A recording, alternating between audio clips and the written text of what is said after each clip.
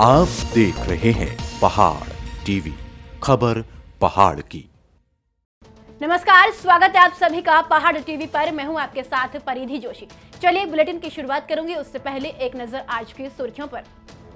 उत्तराखंड में कल कोरोना के 1003 नए मामले आए सामने। उत्तराखंड में कोरोना मरीजों का आंकड़ा पहुंचा 3,31,478। वहीं उत्तराखंड में 2,93,768 लोग स्वस्थ होकर हो चुके हैं डिस्चार्ज। अभी भी उत्तराखंड में 25,366 केस एक्टिव। वहीं कल कोरोना से 23 मरीजों की हुई मौत।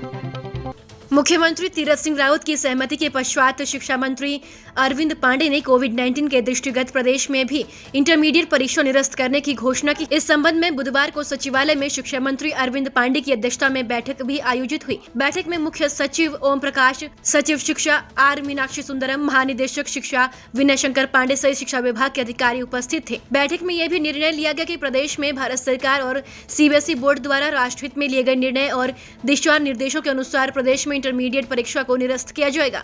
शिक्षा मंत्री ने कहा कि इंटरमीडिएट में किसी भी छात्र को अनुत्तीर्ण नहीं किया जाएगा।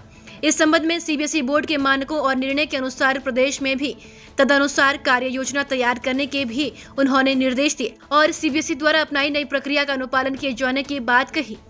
देश में कोरोना के हालात को देखते हुए केंद्र ने, सीबीएसई बोर्ड ने जो छात्र हित में, अभिभावक हित में, शिक्षकों के हित में और राष्ट्र के हित में जो इंटरमीडिएट की परीक्षा को निरस्त करने का निर्णय लिया है, मैं उसका स्वागत करता हूं।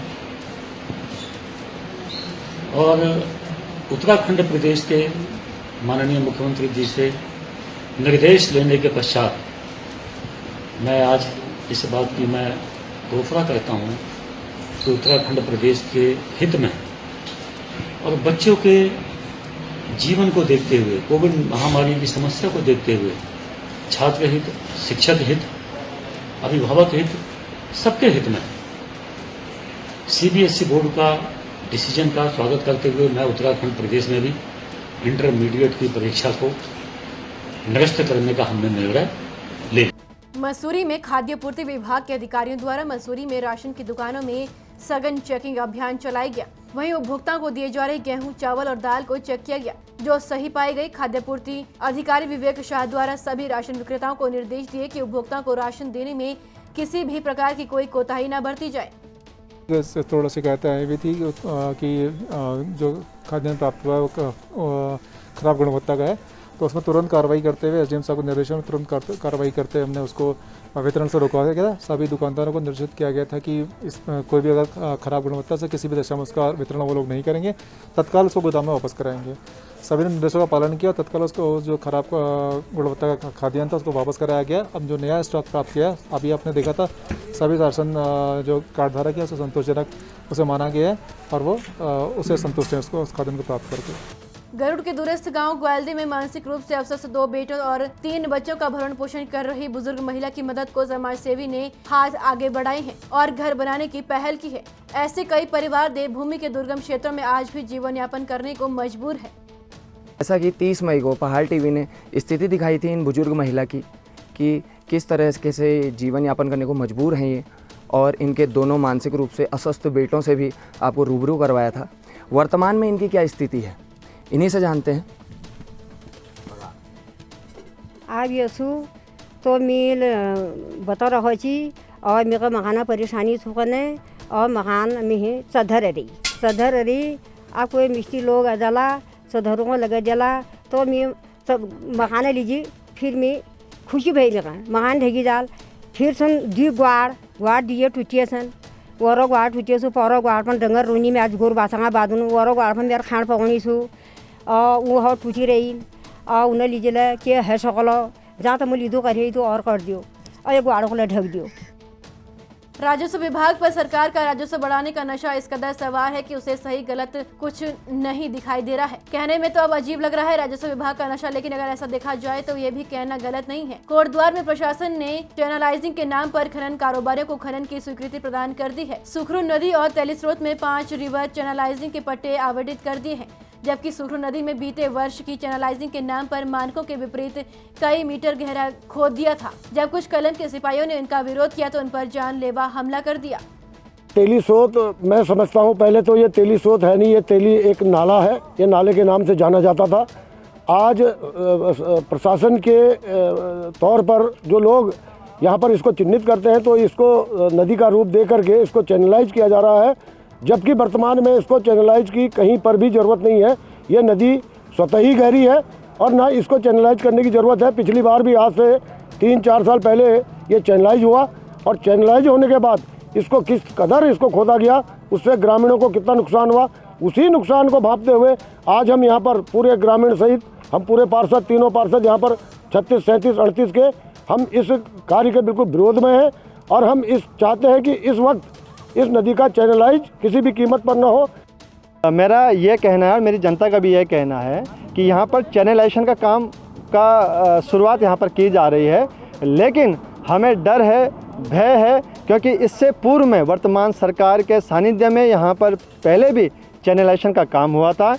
जब चैनलाइजेशन का काम हुआ था तो सरकार के द्वारा, शासन प्रशासन के नुमाइंदों के द्वारा ये हमें कहा गया था कि यहाँ पर 1/4 पैसा खनिज का यहाँ पर लगाया जाएगा, लेकिन उनके चैनलाइजेशन करने के बाद ही तुरंत जब यहाँ पर आपदा आई थी, जो आपके संज्ञान में है, सन 2017-18 की जो आपदा आई थी, उसमें तमाम मेरे वार्ड 38 की जो सुरक्षा दीवारें थी वो बह गई थी और उसके बहने के साथ जो हमारी गरीब किसानों की जो खेती थी, जिसको उन्होंने अपने खून से सींचकर उस खेती को उगाया था, और 150 से 200 बीघा की खेती पूरी तहस नहस हो गई थी।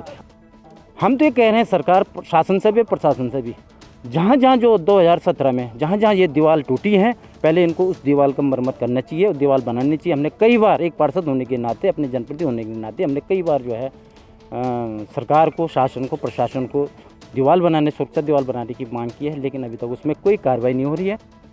कोरोना के प्रति पिथौरागढ़ पुलिस के पूरे जिले में लगातार जागरूकता अभियान चलाने के साथ ही मिशन हौसला के तहत सैकड़ों लोगों की मदद भी कर चुकी है। दिन रात पुलिस कोरोना के प्रति जागरूक अभियान चलाए हुए है। पुलिस उपाधीक्षक राजन सिंह रौतेला ने कुमाऊनी भाषा में लोगों को कोरोना के प्रति जागरूक रहने की अपील करते हुए कोविड-19 के नियमों का पालन करने और घरों से बाहर बिना मास्क के नहीं निकलने और सामाजिक दूरी के नियमों का पालन करने की अपील करते हुए सैंपल देने के बाद रिपोर्ट आने तक घर में रहने की अपील भी की है।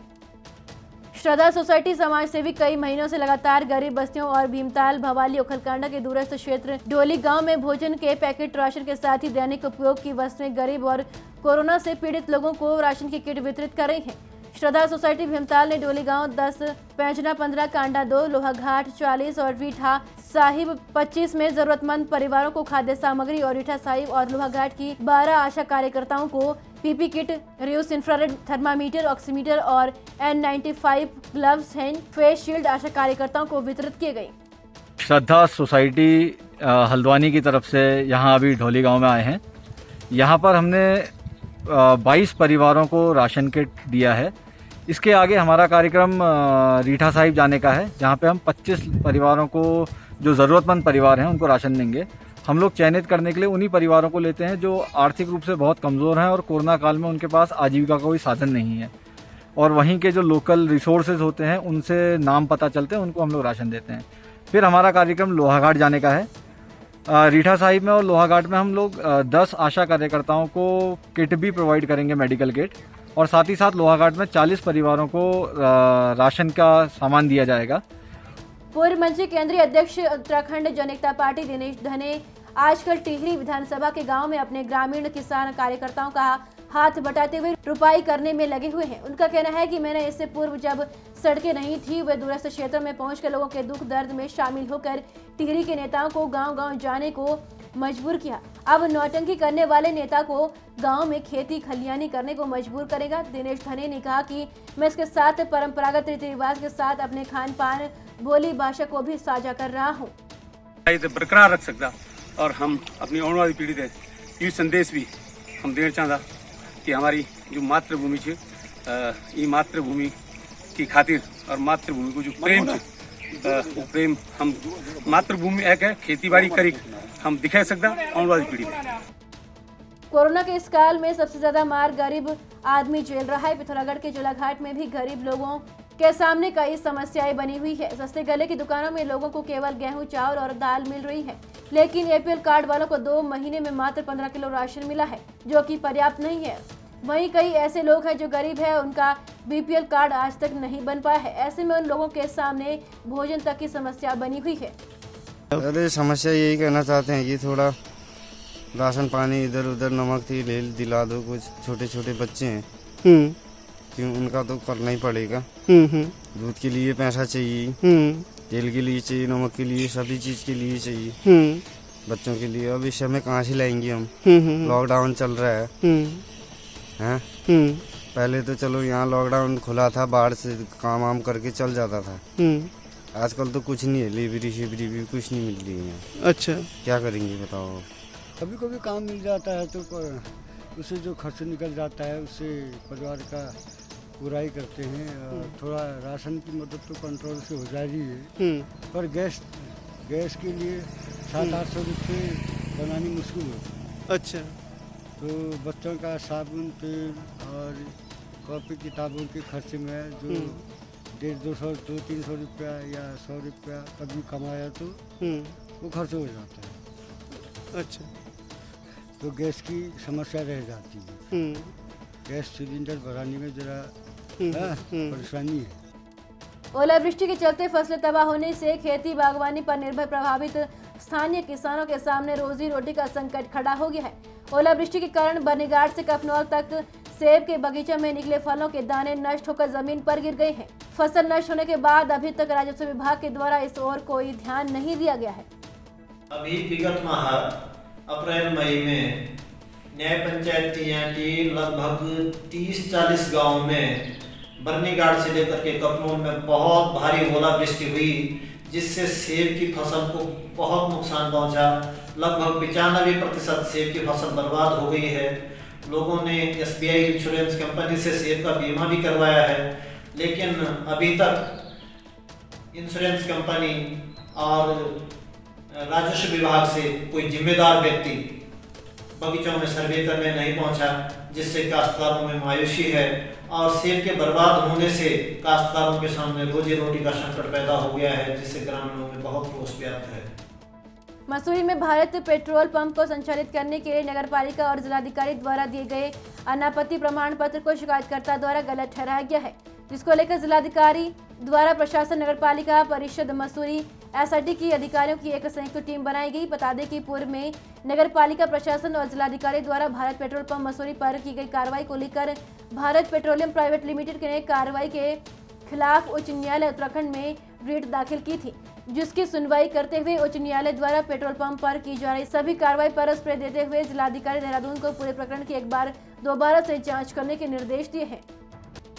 DRDO द्वारा हल्द्वानी के मेडिकल कॉलेज परिसर में बनाई गई 500 बेड के कोविड अस्पताल का CM ने वर्चुअल रूप से उद्घाटन किया। इस दौरान सांसद अजय भट्ट, कैबिनेट मंत्री बंशीधर भगत और नेता प्रतिपक्ष इंदिरा हृदयेश भी मौजूद रहे। अस्पताल में 375 बेड, ऑक्सीजन 125 ICU और वेंटिलेटर बेड की सुविधा है। ये अस्पताल आधुनिक तकनीकी से लैस है। इसका नाम जनरल विपिन चंद्र जोशी के नाम पर रखा गया है। उत्तरकाशी जनपद की पुरोला तहसील में आयुष रथ टीम के द्वारा SDM पुरोला और समस्त तहसील कर्मियों को आयुष रक्षा किट वितरित की गई। भूटानो चिकित्सालय प्रभारी मनोज अवस्थी ने बताया कि अभी पुरोला और मोरी में वितरण हेतु 1000 किट उपलब्ध है, जो फ्रंटलाइन वर्करों को वितरित की जा रही है। अभी इसे आम जनमानस में भी आयुष चिकित्सालय के माध्यम से वितरित किए जाएंगे। उत्तराखंड की बड़ी खबरों में फिलहाल इतना ही। बाकी अपडेट के लिए हमारे साथ बने रहिए और देखते रहिए पहाड़ TV। नमस्कार। ये है मेरा उत्तराखंड।